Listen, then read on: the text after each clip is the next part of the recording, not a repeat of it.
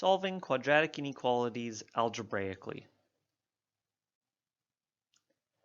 To solve quadratic equations algebraically, we're going to use that test point method that we used for the rational inequalities.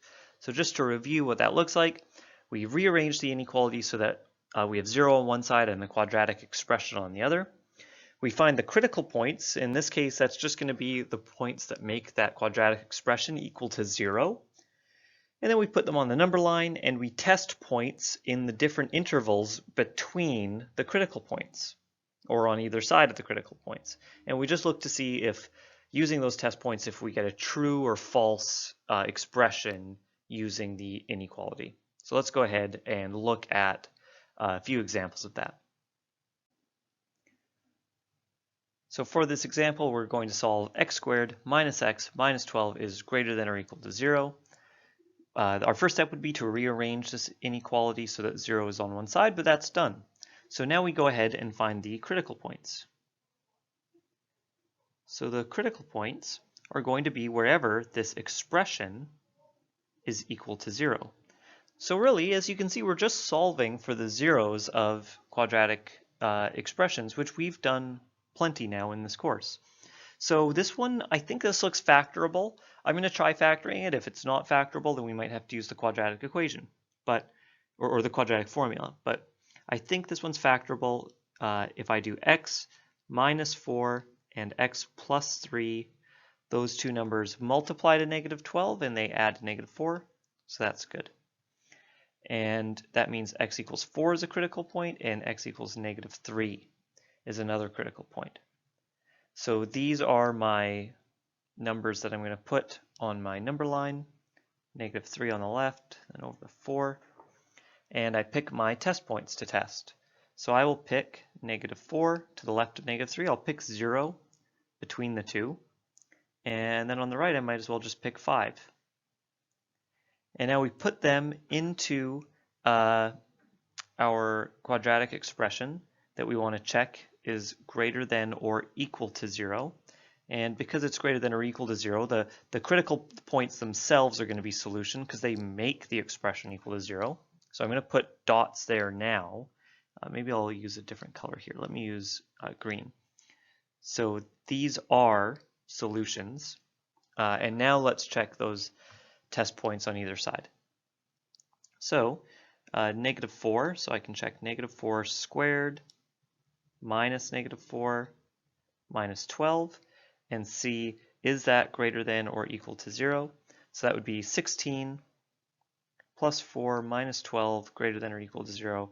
Well, 16 plus 4 minus 12, that's 20 minus 12 is positive 8, which is indeed greater than or equal to 0. So I'll put a check mark in that zone.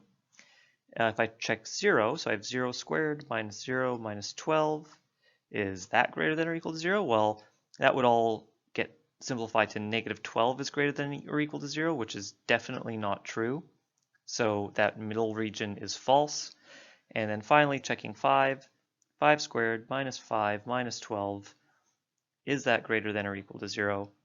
Well, that would be 25 minus 5 minus 12, which would be 25 minus 5 is 20, minus 12 would be positive 8. And positive 8 is greater than or equal to 0.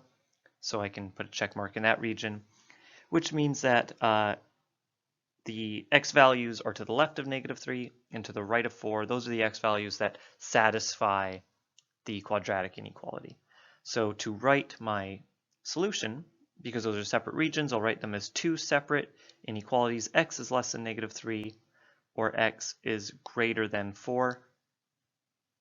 And I could also write that in interval notation as negative infinity to negative 3. I have to have equals, and this has to be a square bracket, and x is greater than 4. So union with square bracket 4 to infinity. So that's how we would use inequalities, or use test points to solve these inequalities. We're going to solve another example here. our first step will always be to make one side equal to 0 so that we can find those critical points. So in this case, I'm just going to subtract x squared from each side, which means I have negative x squared plus 6x minus 7 is greater than 0. I also could have moved the other values over to the right-hand side, but I'll just do this for the sake of it, just so that we can see an example where we have a negative leading coefficient, just for a little extra practice. So I have negative x squared plus 6x minus 7 is equal to 0. Now it's time to go and find those critical points. So it's always good to label what you're doing. It helps communicate, especially to your teacher as well, when you're going to hand something in. Putting those directions in about what you're doing helps communicate that you understand the process as well. Just so it's a good habit to label. Now I'm finding the critical points. And so here we go. We're going to go negative x squared plus 6x minus 7 is equal to 0. I'd rather solve this with a positive leading coefficient, which is one reason why we could have moved the other terms over to the other side of the inequality in the first place, but whatever. We can handle this.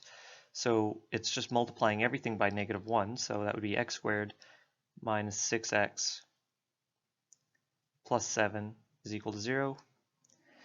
And can we solve this for, or can we factor this expression? Looking at it, I don't think we can, because the two numbers that would multiply to 7 would be 1 and 7, or negative 1 and negative 7, and those aren't going to combine to negative 6. So I'm going to have to go ahead and use the quadratic formula to solve this. So that would be x equals negative b, so positive 6 plus or minus the square root of b squared. Negative 6 squared is 36 minus 4ac. Well, a is 1, so that would be 4 times 1 times c is 7. 4 times 7. And then all of which is over 2a, and a is equal to 1, so over 2.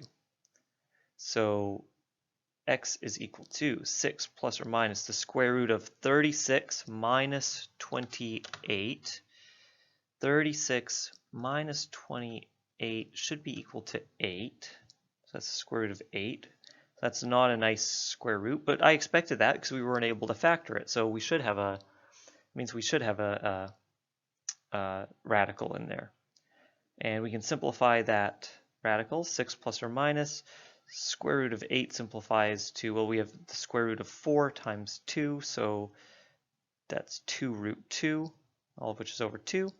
And we can simplify this by dividing all those terms by 2. Divide by 2, divide by 2. So that would be x is equal to 3 plus or minus the square root of 2.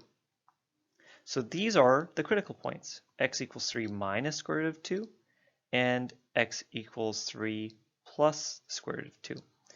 And just for the sake of drawing these on a number line, it might be nice to know what these are as a decimal. 3 minus the square root of 2 is about 1.59, and 3 plus the square root of 2 is approximately 4.41. So as we go to sketch these on the number line and test values on either side, we know that this is 1.59 and 4.41. But really we should be thinking about these as exact values as well. So this would be 3 minus root 2, 3 plus root 2. Now a nice value for a test point over here would be 0 on the left. Between these I'll just pick a test point equal to 2, and on the right of 4 I'll pick a test point of 5. Now we just go ahead, put these test points into this expression here. So negative 0 squared plus 6 times 0 minus 7, and we figure out if that is less than 0. Well, that would be negative 7 is less than 0, and that's right. Then we're going to do the same for 2. Just to speed this along, I'm going to put this straight into my calculator without writing it all out. So if I put in x equals 2, I get 1 is, I have to be careful here. I just realized I made a mistake. I should be testing is greater than 0. I made a mistake here in that last one and checked, is it less than 0? -7, we should have been checking, is it greater than 0? That's the proper inequality that we had previously. So -7 is not greater than 0. That is incorrect, which means this region, it's not true in that region. And 1 is greater than 0 is true. Then if we were to check on the other region and if we were to use 5, we would find that it would be false. It's a good example of why you should just check the values, just go through the work and check the values, because you might catch mistakes that you make like I just did. So now we see that our solution region is going to be between these two critical points. So that would be, and one really important reason why I wanted to show you this example was to show you what happens when we have non-integer critical points. Because when you write your solution, you should write it as exact values. Unless you're told to use decimals, always use exact values. So the solution region is between 3 minus root 2 and 3 plus root 2. So that means x is greater than 3 minus root 2 and less than 3 plus root 2. That's that region between, that's that region between those two critical points. And we could also write that in interval notation, 3 minus root 2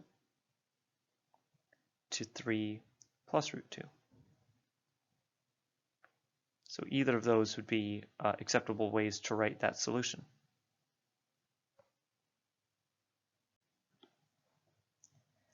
One last example here.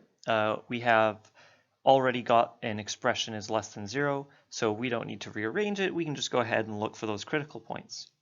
And looking at it, looks like it might be factorable, but after a little bit of thinking about it, I can't actually see two factors that are going to multiply to 4 and add to -3. So let's just go ahead and find those critical points with the quadratic formula. So x is equal to -b plus or minus the square root of b squared is 9 minus 4ac, all of which is over 2a, and a is 1. So x is equal to 3 plus or minus the square root of 9 minus 16 over 2. Well, 9 minus 16 is -7. So I have the square root of -7, which means I don't actually have critical points. There are no critical points. Now that's, it might make you a little fishy at first. But, if we were to think about what's happening in terms of a graph, what it likely means is that this graph is, because we know it's a positive leading coefficient, it's an open upwards parabola, it means that the graph is somewhere over here above the x-axis for all x values.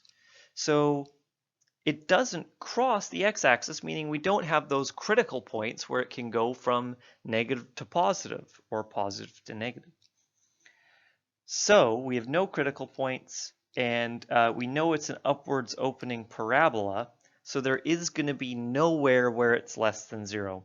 But we could also show this on the number line. If there are no critical points, you can just pick any value, like 0, and test the value of 0. So if I was to do that, 0 squared minus 3 times 0 plus 4, we're going to test, is it less than 0? Well, that would mean 4 less than 0, which is definitely not true.